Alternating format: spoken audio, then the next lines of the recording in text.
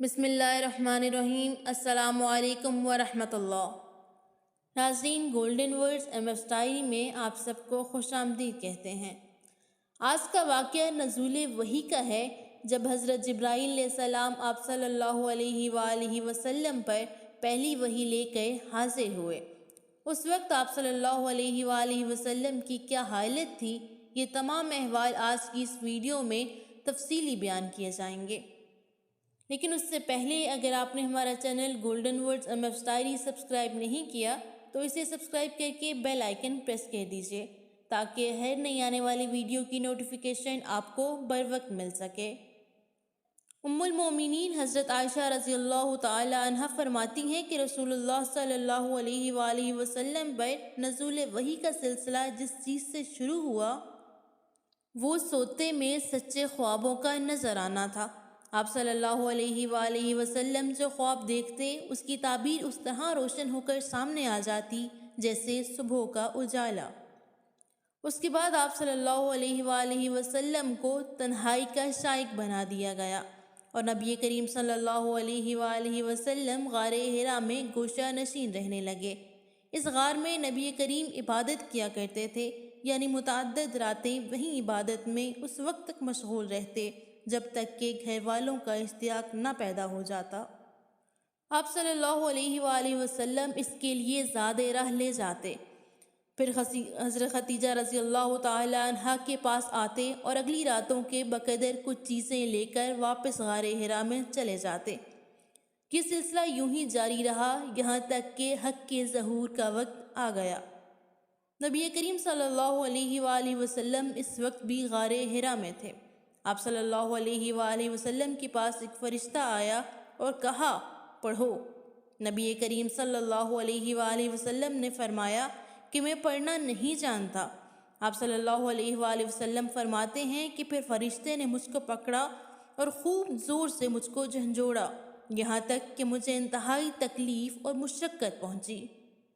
پھر اس نے مجھے چھوڑ دیا اور کہا کہ پڑھو۔ میں نے وہی جواب دیا کہ میں پڑھنا نہیں جانتا۔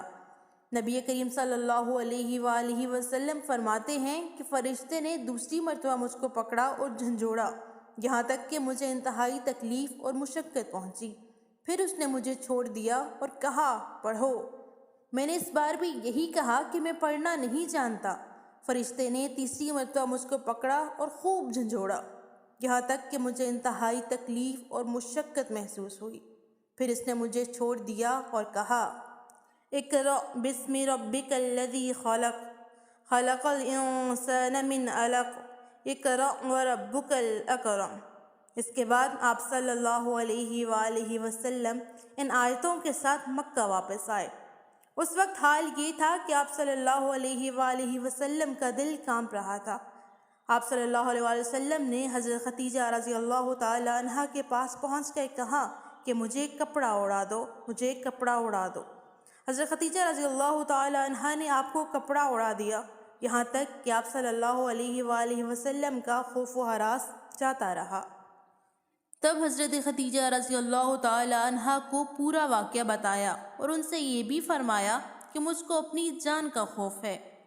حضرت خدیجہ رضی اللہ تعالی عنہ نے تسلی دیتے ہوئے کہا کہ آپ صلی اللہ علیہ وآلہ وسلم قطعاً خوف نہ کیجیے، خدا کی قسم اللہ تعالیٰ آپ صلی اللہ علیہ وآلہ وسلم کو کبھی رسوا نہیں کرے گا، کیونکہ آپ صلی اللہ علیہ وآلہ وسلم قرابت داروں سے حسن سلوک کا معاملہ کرتے ہیں، آپ دوسروں کا بوجھ اٹھاتے ہیں، آپ غریبوں اور مسکینوں پر خرچ کرنے کے لیے کماتے ہیں، آپ مہمان کی خاطر مدارت کرتے ہیں، آپ لوگوں کے حقیقی مصائب میں ان کی مدد کرتے ہیں۔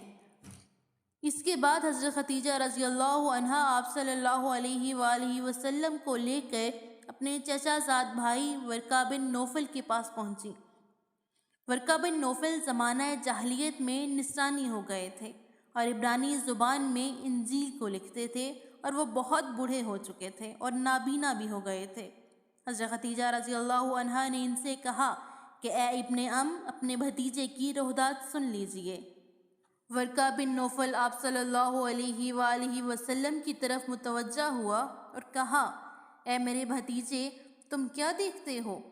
رسول اکرم صلی اللہ علیہ وآلہ وسلم نے ان کے سامنے وہ سارا واقعہ بیان کیا جو آپ صلی اللہ علیہ وآلہ وسلم کے ساتھ پیش آیا تھا۔